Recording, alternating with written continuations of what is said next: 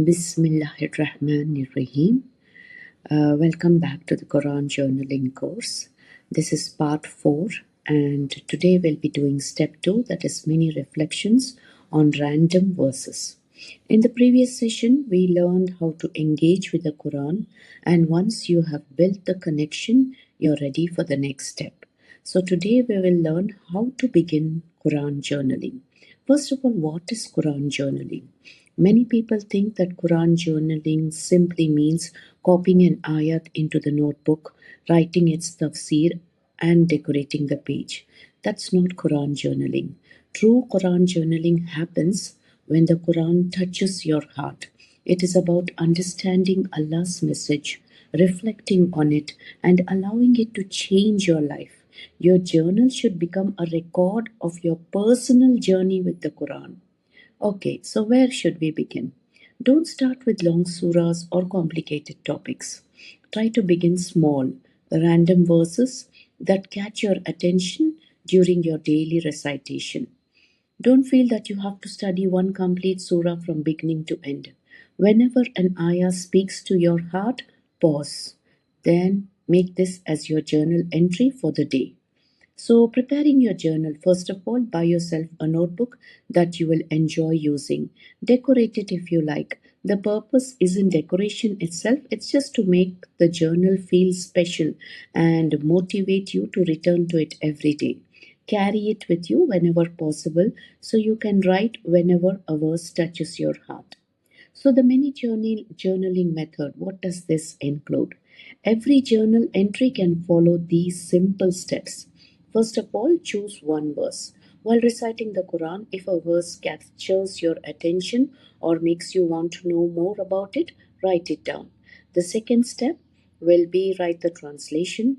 Use an authentic translation that you understand well. And step 3, read an authentic tafsir about that ayat. And one of the most reliable tafsirs which I found was Tafsir Ibn Kathir. Okay, then step 4 is you will reflect. Now pause. Read what you have written once, then read it again. Ask yourself, what is Allah teaching me? What lesson can I learn? How can I apply this to my life today?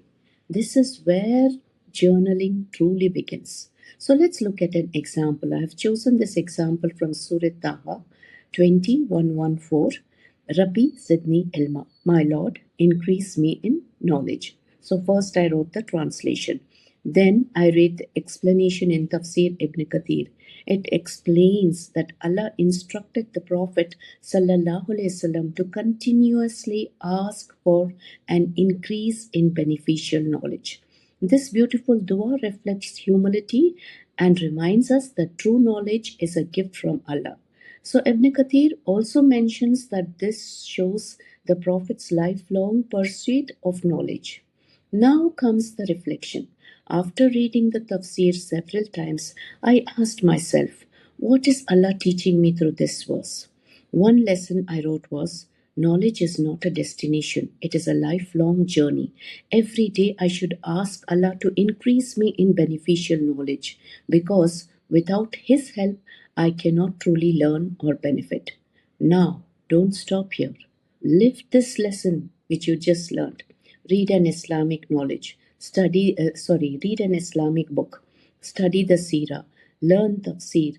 Attend a class. Continue seeking beneficial knowledge. So this is how you will put this ayat into action. So when you act upon the lesson, that is when the Quran begins changing your life. Practice every day. Don't try to journal 10 verses in one sitting. One verse each day is enough. And as the days pass, your journal will slowly fill beautiful reflections and lessons that Allah has taught you personally. Practice this consistently for at least 1 month. Remember, these are just baby steps before you actually do the tadabbur or reflecting. First, we learn to engage with the Quran. Now we are learning many reflections. With practice, reflecting becomes very natural, more natural, you can say. Okay. Then next is what you will do is share what you learn. Once you have written your reflection and verified that your understanding is based on authentic sources, don't keep the benefit to yourself. Share it. Create a small WhatsApp group with your family or friends. Share the verse, its translation, a brief explanation, and the lesson you learned. Invite others to reflect with you.